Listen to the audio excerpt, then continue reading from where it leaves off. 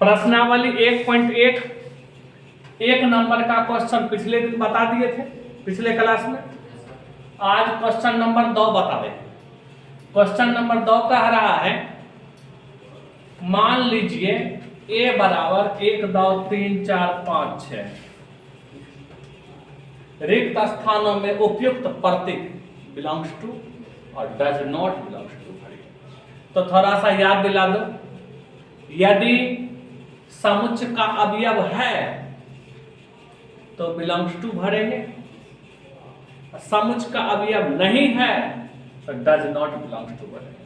यानी ये जो दिया हुआ है a बराबर 1 2 3 4 5 6, तो इसमें से देखेंगे किसमें है किसमें नहीं। अगर है तो बिलोंग्स टू और नहीं है तो क्या भरेंगे, डज नॉट बिलोंग्स टू। अब जहां 5 ये 5 डॉट डॉट ए, ये जो 5 है समुच्चय ए का सदस्य है। देखो तो समुच्चय ए में 5 दिखाई दे रहा है, अगर दिखाई दे रहा है तो लिखेंगे बिलोंग्स टू। दिखाई दे रहा है, एगो आंसर कंप्लीट। अब यहाँ 8 डॉट डॉट डॉट ए है, तो समुच्चय ए में 8 है दिया हुआ, नहीं है तो लिखेंगे डज नॉट बिलोंग्स टू। कोई दिक्कत? Number 3 0 dot dot dot A, क्या समुच्चय ए में 0 है? दिखाई दे रहा है, नहीं है तो इसमें भी लिखेंगे does not belongs to. 4 number A है यहाँ, सॉरी 4 नंबर में यह 4 है, डॉट डॉट डॉट ए है, 4 इसमें है। अगर है तो लिखेंगे बिलोंग्स टू, नहीं है तो लिखेंगे डज नॉट बिलोंग्स टू। है इसमें लिखेंगे बिलोंग्स टू, यानी है, सदस्य है। द और यहाँ ए, द है ए है तो इसमें द मिल रहा है तो लिखेंगे बिलोंग्स टू। 6 नंबर में 10 डॉट डॉट डॉट ए है, तो 10 इसमें मिल रहा है, ए का सदस्य है। अगर नहीं है तो लिखेंगे does not belongs to. Note करो।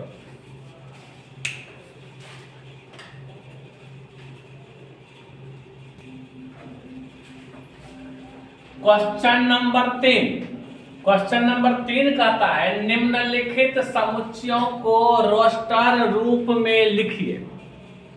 रोस्टर फॉर्म का मतलब होता है किसी भी समुच्चय के अवयव को कोमा लगाकर लिखना। जब किसी भी समुच्चय के अवयव को कोमा लगाकर लिखते हैं तो वह रोस्टर फॉर्म कहलाता है। तो यह गुण के आधार पर क्वेश्चन दिया हुआ है, इसको हमें कोमा लगाकर लिखना है, यानी रोस्टर रूप में लिखना है। ए बराबर 1 नंबर में कह रहा है ए बराबर x सच दैट x एक पूर्णांक है और -3 is less than x is less than 7। यानी a बराबर है -3 इज लेस देन x, ध्यान देना, इज लेस देन 7। अक्सर विद्यार्थी इस तरह के क्वेश्चन में जो है ना उलझता है, तो बता दूं लेस देन का मतलब होता है छोटा और ग्रेटर देन का मतलब क्या होता है बड़ा। तो ये जो है -3 इज लेस देन x, यहाँ उल्टा हो जाएगा, इसको पलटाएंगे तो हो जाएगा x इज ग्रेटर देन -3। जरा देखो तो -3 इज लेस देन x है तो इसको क्या लिखेंगे, x इज ग्रेटर देन -3।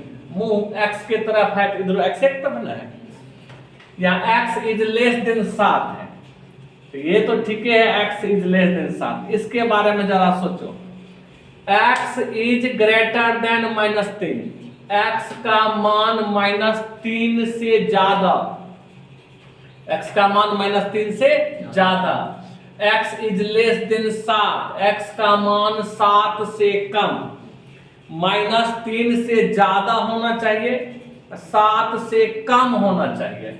तो -3 से ज्यादा, तो संख्या रेखा पर -3 से ज्यादा -10, उससे भी ज्यादा -1, उससे भी ज्यादा 0, उससे भी ज्यादा 1, उससे भी ज्यादा 10, उससे भी ज्यादा 3 उससे भी ज्यादा, 4 उससे भी ज्यादा, 5 उससे भी ज्यादा, 6। 7 से कम, तो 7 से कम 6 न होता है। यहीं तक लिखेंगे, आंसर हो गया। ये समुच्चय लिखने की रोस्टर फॉर्म हुआ। क्या सबको कॉमा लगा कर लिखे, तो रोस्टर फॉर्म हुआ। दूसरा सवाल कह रहा है b बराबर x सच दैट x संख्या 6 से कम एक प्राकृत संख्या है। b बराबर x 6 से कम, तो 6 से कम प्राकृत संख्या। तो बता दो, गिनती की संख्या को प्राकृत संख्या कहते हैं। तो 6 से कम तो हो जाएगा 1 2 3 4 5।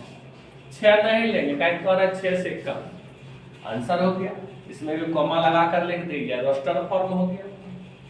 3 नंबर c बराबर x सच दैट x 2 अंकों की एक ऐसी संख्या है, 2 अंकों की संख्या है जिसके अंकों का योगफल 8।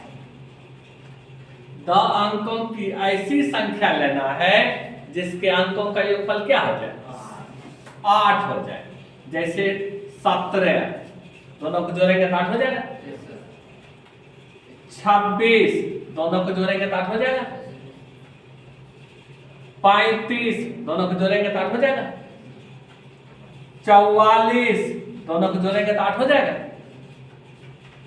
44, 46, नहीं 46 नहीं होगा सर, 42 होगा। दोनों को जोड़ने पर कितना पुराना, 8 ना जी, 44 से तक रहेगा। 44 हो गया। अब होगा 53, ठीक है। उसके बाद होगा 62, उसके बाद 71 होगा, और उसके बाद 80। ये सब ऐसी संख्या है जिनके अंकों का योगफल 8 है। देखो 7 1 8, 2 6 8, 3 5 8, 4 4 8, 5 3 8, 6 2 8, 7 1 8, 8 में 0 जोड़ेगा, आंसर हो गया। यानी 1 2 3 नंबर को जो है ना रोस्टर फॉर्म में लिख दीजिए, नोट करो।